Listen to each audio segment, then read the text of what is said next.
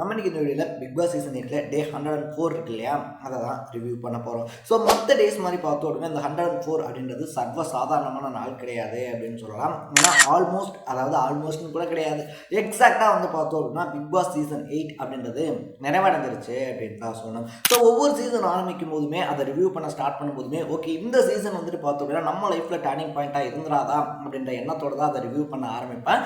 அதே மாதிரி எக்ஸ்பெக்டேஷனோட தான் ஆரம்பித்தேன். பட் சொல்லிக்கக்கூடிய அளவுக்கு இந்த 105 டேஸ் அப்படின்றதுல எந்த பெரிய சேஞ்சஸ் அப்படின்றதும் கிடைக்கல அப்படின்னு தான் சொன்னோம். மேபி இதை விட இன்னும் கரெக்டாக ரிவ்யூ பண்ணணும், இல்லைனா இன்னும் நிறைய எஃபர்ட்ஸ் போடணும் அப்படின்றத இந்த சீசன் வந்து புரிஞ்சுக்கிட்டு நம்ம நகர்றோம். பட் அதே நேரத்தில் பார்த்தோம் அப்படின்னா உள்ளே இருக்கக்கூடிய 5 ஃபைனலிஸ்ட் இருக்காங்க இல்லையா, அந்த 5 ஃபைனலிஸ்ட் இந்த 105 நாளில் கடந்து வந்த பாதை என்ன, அதை தாண்டி இந்த கப்பு யாருக்கு இந்த கப் அப்படின்றது போனால் கரெக்டாக இருக்கும் அப்படின்னு சொல்லி தான் இந்த வீடியோவில் பேச போகிறோம். ஸோ அதுக்கு முன்னாடி நம்ம சேனலுக்கு நீங்கள் புதுசாக வந்திருந்தீங்க அப்படின்னா மறக்காமல் சேனலை சப்ஸ்கிரைப் பண்ணிவிட்டு உங்களுடைய பாயிண்ட் ஆஃப் வியூ வந்து இந்த சீசன் 8 கப் அப்படின்றது இவருடைய கைகளில் போய் சேர்ந்தால் அது கரெக்டாக இருக்கும் அப்படின்னு சொல்லி நீங்கள் யாரை நினைக்கிறீங்க அப்படின்றத மறக்காமல் கமெண்ட்டில் போட்டுருங்க. ஃபர்ஸ்ட் ஆஃப் ஆல் நம்ம ரிவ்யூ பண்ணக்கூடிய ஃபஸ்ட்டு நபர் யார் அப்படின்னு சொல்லி பார்த்தோம் அப்படின்னா பவி அப்படின்னே சொல்லலாம். ஏன் வந்துட்டு ஃபஸ்ட்டு பவியை நம்ம சூஸ் பண்ணுறோம் அப்படின்னு சொல்லி கேட்டோம் அப்படின்னா இந்த பிக் பாஸ் வீடு அப்படின்னாலே அது வந்துட்டு அடிதடியாக இருக்கணும், இல்லைனா கண்டென்ட் கிரியேஷனுக்காக பார்த்தோம் அப்படின்னா ஏதாவது ஒரு விஷயத்தை பண்ணிக்கிட்டே இருக்கணும், அவங்கள போய் சண்டை இழுக்கணும், இவங்கள்ட்ட சண்டை இழுக்கணும், இந்த வீட்டில் கத்துனா தான் நம்ம தெரியும் அப்படின்ற அல்காரிதம் இருக்கு இல்லையா, அதை அப்படியே தலைகீழ மாற்றி பார்த்தோம் அப்படின்னா சாஃப்டான ஒரு கேம் அப்படின்றத விளையாடி ஃபைனல் வரைக்கும் போக முடியும் அப்படின்றத கண்டிப்பாக பவி ப்ரூவ் பண்ணியிருக்காங்க அப்படின்னே சொல்லலாம். ஒவ்வொரு எலிமினேஷன் ஒவ்வொரு நாமினேஷன் அப்பயுமே வந்துட்டு பார்த்தோம்னா எல்லாருமே பவி இந்த வீட்டுக்குள்ளே இருக்கிறதே தெரியல. பவி வந்துட்டு பார்த்தோம் அப்படின்னா அவங்க ஒரு சேஃப் கேம் விளையாடிக்கிட்டு இருக்காங்க, இது உண்மையான பவியே கிடையாது. அது மட்டும் இல்லாமல் பார்த்தோம் அப்படின்னா அவங்க எஃபோர்ட்டே போடல அப்படின்ற மாதிரி நிறைய விமர்சனங்கள் அப்படின்றத பவி மேலே வச்சாங்க. ஒவ்வொரு நாமினேஷன் அப்போ யார் வெளியே போவாங்கன்னு சொல்லி நீங்கள் நினைக்கிறீங்கன்னு சொல்லி விஜய் சேதுபதி கேட்டப்ப இந்த வீட்டுக்குள்ளே பேர் அதிக டைம் சொன்ன பேர் பவி அப்படின்னே சொல்லலாம். ஏன்னா அவங்க எதுவுமே செய்யலை அப்படின்னு சொல்லிட்டு அவங்க மேலே விமர்சனம் வைக்கப்பட்டாலும் அது எல்லாத்தையுமே உடைச்சு இந்த கேமை இப்படி விளையாண்டும் ஃபைனலிஸ்ட் ஆக முடியும் அப்படின்னு சொல்லிட்டு ஒரு புது அல்காரிதமை பவி கண்டிப்பாக எழுதியிருக்காங்க அப்படின்னே சொல்லலாம். யார் கூடயும் எந்த வீண் வம்பு சண்டை அப்படின்னு சொல்லி போகாமல் கண்டென்ட்டுக்காக ஒரு விஷயம் அப்படின்றத பண்ணணும் அப்படின்னு சொல்லி பண்ணாமல் பார்த்தோம் அப்படின்னா அவங்களா இருந்து ஒரு ஃபைனலிஸ்டாக மாறியிருக்காங்க அப்படின்னு சொல்லலாம். ஸோ பவிக்கு இந்த கப்பு கிடைக்கிறதுக்கு வந்துட்டு ஒர்த்தா இல்லையா அப்படின்னு சொல்லி நீங்கள் என்ன நினைக்கிறீங்க அப்படின்றத கமெண்ட்டில் போட்டுருங்க. ரெண்டாவது கண்டஸ்டன்ட் யார் அப்படின்னு சொல்லி பார்த்தோம் அப்படின்னா விஜே விஷால் அப்படின்னு வந்துட்டு சொல்லிடலாம். ஸோ இந்த வீட்டுக்குள்ளே வந்துட்டு பார்த்தோம் அப்படின்னா அந்த லவ் ட்ராக் அப்படின்றத இந்த சீசனில் எடுத்த கண்டஸ்டண்ட்டாக விஜே விஷால் தான் இருக்கார். அதனால் நிறைய ஃபயர் பேக் அப்படின்றதும் அவருக்கு ஆயிருந்துச்சு. ஸோ அந்த விஷயம் இருக்கு இல்லையா, தர்ஷி விஷயமா இருந்தாலும் சரி, அன்ஷி விஷயமா இருந்தாலும் சரி, ஸோ அதெல்லாம் வந்துட்டு அவர் பண்ண விஷயங்கள் அப்படின்றது ஒரு சில இடத்துல தப்பாக இருந்தாலும் அதை தாண்டி பார்த்தோன்னா அவர் என்டர்டெய்னர் மாஸ்க் போட்டிருக்காருப்பா, என்டர்டெய்னர் அப்படின்னு சொல்லிட்டு பார்த்தோம் அப்படின்னா எல்லா விஷயத்தையுமே ஃபன்னாக சொல்லிக்கிட்டு இருக்காரு. அவருடைய உண்மையான முகம் அப்படின்றதையே அவர் காட்ட மாட்டாரு அப்படின்னு சொல்லி எல்லாரும் சொல்லிக்கிட்டு இருக்கும்போது 105 நாளும் டே 1ல எப்படி இருந்தாரோ அதே மாதிரி பார்த்தோம் அப்படின்னா அந்த 105 நாளும் இருந்து நான் தான் விஷால், இதுதான் நான், நீங்கள் சொல்கிற மாதிரி எனக்கு உள்ள ஒன்று இருந்து நான் அதை காமிக்கக்கூடாதுன்னு சொல்லி வெளியில் என்டர்டெய்னர் வேஷம் அப்படின்றத நான் போடுறேன், நான் என்னமோ அதை தான் நான் காமிச்சிருக்கேன் அப்படின்னு சொல்லிட்டு பார்த்தோம் அப்படின்னா கரெக்டாக அவரை காமிச்சிருக்காரு, அதுதான் விஷால் அப்படின்னு சொல்லி ப்ரூஃப் பண்ணியிருக்காரு அப்படின்னு சொல்லலாம். பட் தர்ஷி விஷயத்தில் மட்டும் பார்த்தோம் அப்படின்னா அவர் கொஞ்சம் கரெக்டாக இருந்திருக்கலாமோ அப்படின்னு சொல்லி எனக்கு பர்சனலாக தோணுச்சு அப்படின்னு தான் சொல்லணும். ஸோ இந்த என்டர்டெய்னர் மாஸ்க் அப்படின்றது கிளியும் விஜே விஷால் இருக்கார் இல்லையா, அவர் வந்துட்டு மாட்டிக்க போகிறாரு அப்படின்னு சொல்லி ஒவ்வொரு நாளும் வெயிட் பண்ண ரிவ்யூவர்ஸ்க்கு ஏமாற்றம் அப்படின்றதான் கிடச்சிருக்கு அப்படின்னு சொல்லணும். ஸோ தேர்ட் கண்டஸ்டண்ட்டாக வந்துட்டு பார்த்தோம் அப்படின்னா கண்டிப்பாக ரயானை நம்ம பேசியே ஆகணும். ஏன்னா ரயானை பொறுத்த வரைக்குமே வைல்ட் கார்டு கண்டஸ்டண்ட்டாக உள்ள வந்து இந்த ரேஸில் அதிகப்படியான ஆர்வம் அப்படின்றத கொட்டி இந்த கேமுக்கு முழுக்க தன்னுடைய எஃபர்ட்ஸ் அப்படின்றத கொட்டின ஒரு பர்சன் ரயான் அப்படின்னே சொல்லலாம்.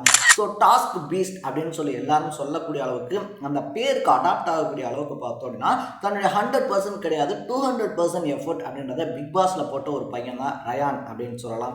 ஸோ இந்த கப்பு வின் பண்ணுறதுக்கான கெப்பாசிட்டி யாருக்கு இருக்குது, யார் வின் பண்ணுறாங்க யார் வின் பண்ணலாம் அதெல்லாம் தாண்டி வின் பண்ணுறதுக்கான கெப்பாசிட்டி யாருக்கு இருக்குது அப்படின்னு சொல்லி பார்த்தோம்னா டெஃபினட்டாக அது ரயானுக்கு இருக்குது அப்படின்னே சொல்லலாம். ஏன்னா எல்லா டாஸ்க்லேயே இருந்தாலும் சரி, எந்த இடத்துல பேசணும் அந்த இடத்துல பேசியா இருந்தாலும் சரி, இந்த வீட்டுக்குள்ளே ஒரு பக்காவான எப்படி சொல்கிறது, பிக் பாஸ் வீட்டுக்கு ஏற்ற ஒரு ஹவுஸ்மேட்டாக தன்னை மாற்றிக்கிட்ட ஒருத்தர் தான் ரயான் அப்படின்னே சொல்லலாம். அவர் கப்பு வின் பண்ணலாம், வின் பண்ணாமல் போகலாம், அதெல்லாம் வந்துட்டு apart from that, but Rayan Bigg பாஸுக்கு அப்படின்னு சொல்லிட்டு ஏற்ற ஒரு நபர் அப்படின்னு தான் சொல்லணும்.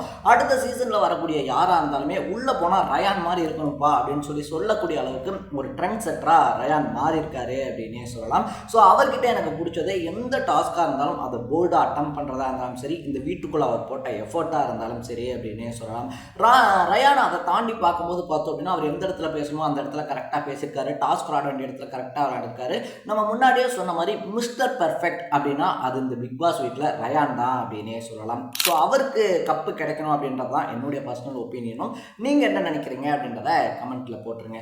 ஃபோர்த்தாக பார்த்தோம் அப்படின்னா சௌந்தர்யா அப்படின்னே சொல்லலாம். சௌந்தர்யா மாதிரி இந்த வீட்டுக்குள்ளே விமர்சனத்தை வாங்கினவங்க யாருமே இல்லை அப்படின்னு தான் சொல்லணும். ஏன்னா எல்லார் மேலேயும் விமர்சனங்கள் அப்படின்றது இருக்கும் தான். பட் நீ பிஆர் வச்சுருக்க, நீ பிஆர் வச்சு தான் இவ்வளோ தூரத்துக்கு வந்திருக்க அப்படின்னு சொல்லிட்டு எக்கச்சக்கமான விமர்சனங்கள் வெளியிலேருந்து போனவங்களே பார்த்தோம் அப்படின்னா சௌந்தர்யா மேலே வச்சாங்க. அந்த விமர்சனங்கள்லாம் வந்துட்டு அவங்கள ஷேக் பண்ணி பார்த்தாலும் முழுசாக அவங்கள உடைக்க முடியல அப்படின்னு தான் சொல்லணும். ஸோ அந்த விமர்சனம் எல்லாத்தையும் தாண்டி இந்த கேமில் விளையாடிக்கிட்டும் இருக்காங்க அப்படின்னே சொல்லலாம். வெறும் எமோஷன்ஸை வச்சு, க்யூட்டான விஷயங்களை வச்சே வந்துட்டு அவங்க வந்துட்டாங்க. ஸோ அப்படி அந்த க்யூட்டை வச்சே மக்களை அவங்கள கொண்டு வந்துட்டாங்க, பிஆர் வச்சுட்டு கொண்டு வந்துட்டாங்க அப்படின்ற மாதிரியான விஷயங்கள் இருந்தாலும் கூட அந்த 105 நாள் அந்த வீட்டுக்குள்ளே பல எமோஷன்ஸோடு அவங்க வாழ்ந்துருக்காங்க அப்படின்னு சொல்லலாம். ஸோ சௌந்தர்யா வந்துட்டு கப் வின் பண்ணுறதுக்கு எலிஜிபிளா அப்படின்னு சொல்லி கேட்டோம் அப்படின்னா ஓப்பனாக சொல்லணும்னா ரயான் அளவுக்கு எலிஜிபிள் கிடையாது அப்படின்றதான் என்னுடைய பர்சனல் பாயிண்ட் ஆஃப் வியூ. இது அவங்க மேலே இருக்கக்கூடிய வன்மமோ எதுவுமே கிடையாது.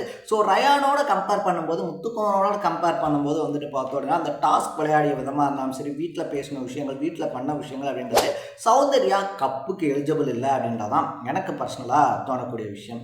லாஸ்ட் பட் நாட் லீஸ்ட் அப்படின்னு வந்துட்டு சொல்லுவாங்க இல்லையா, லாஸ்ட்டாக இருந்தாலும் இந்த வீட்டுக்குள்ளே டே 1ல் என்ன மாதிரியான ஒரு மைண்ட் செட்டோடு வந்தாலும் நான் இந்த கேம் இருக்கு இல்லையா, இந்த கேமுக்கும் இந்த ஷோக்கும் என்னோட 100% போடணும் அப்படின்னு சொல்லி வந்தார். டே 1லேருந்து பார்த்தோம் அப்படின்னா சொன்ன மாதிரி எக்கச்சக்கமான எஃபர்ட்ஸ் அப்படின்றத கொட்டியிருக்காரு அப்படின்னே சொல்லலாம். கேமு பிக் பாஸில் டைட்டில் வின் பண்ணணும், பிக் பாஸில் ஜெயிக்கணும் அப்படின்னு சொல்லிட்டு அதுக்கான எல்லா எஃபர்ட்டையும் போட்டிருக்காரு. டே 1ல் வந்துட்டு எல்லாரும் ஒரு கொஷின் கேட்டிருப்பாங்க, ஏன் நீங்கள் வெளியே போகக்கூடாதுன்னு சொல்லி நினைக்கிறீங்க அப்படின்னு சொல்லிட்டு. அப்போ அவர் தெளிவாக சொல்லியிருப்பாரு, நான் வெளியே போனால் வந்துட்டு சந்தோஷப்படுறதுக்கு நிறைய பேர் இருக்காங்க, போனாண்டா உடனே வந்துட்டாண்டா ஒரே நாளில் அப்படின்னு சொல்லிட்டு. பட் அப்படி ஒரு விஷயம் வந்துட்டு இருந்துடக்கூடாது, நான் உள்ள நிறைய சாதிக்கணும்னு நினைக்கிறேன் அப்படின்னு சொல்லி ஆரம்பிச்சிருந்தாரு.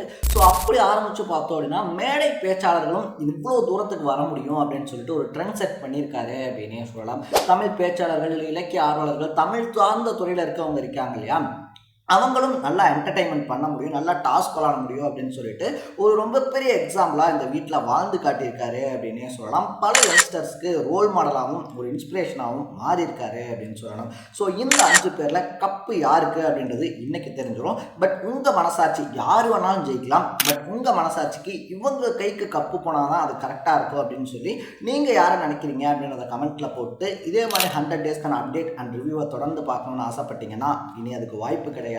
ஸோ அப்பப்போ அப்டேட்டாக போயிட்டு இருக்கக்கூடிய கரண்ட் அஃபேர்ஸ், பாலிடிக்ஸ், ஸ்போர்ட்ஸ் சம்மந்தப்பட்ட விஷயங்கள் இருக்கு இல்லையா, அதை அப்பப்போ அப்டேட்டாக தெரிஞ்சுக்கணும் அப்படின்னு ஆசைப்பட்டீங்கன்னா மறக்காமல் சேனலை சப்ஸ்கிரைப் பண்ணிக்கோங்க. நாளைக்கு இன்னொரு இன்ட்ரெஸ்டிங்கான வீடியோட சந்திக்கலாம். தட பை பை.